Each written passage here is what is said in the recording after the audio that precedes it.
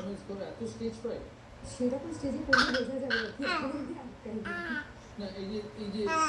যখন তুমি অডিয়েন্স পাবে তোমার সামনে তুমি রেডিও ভেবে গান গাও এটা কি ওই নার্ভাসনেস কিছুটা আমার বাবা স্টেজে ছিলাম বাবা আছে একটা অদ্ভুত শিক্ষার ধরন আমার ছোটবেলায় ছিল যে তখনকার দিনে মাইক্রোফোনগুলো আমি তো ওইগুলো কলাকাদি হিসেবে বড় বয়স অব্দি জানতাম যেগুলো কলাকাদি এরকম ঝুঁকতো তো সেটার সামনে কীভাবে বসতে হবে সেটার জন্য প্রচণ্ড মার খেয়েছি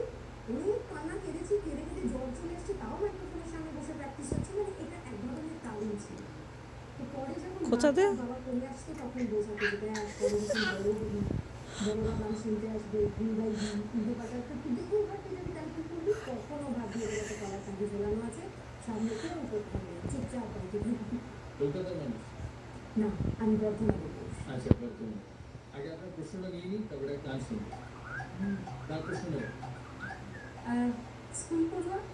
1940-এর শুরু থেকে প্রায় 30 বছর ধরে অল ইন্ডিয়া রেডিওতে কোন বাদ্যযন্ত্র বাজানো নিষিদ্ধ?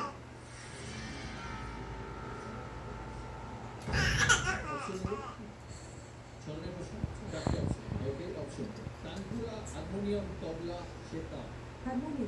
হারমোনিয়াম করুন ফাইনাল ওকে কেউ চ্যালেঞ্জ করবে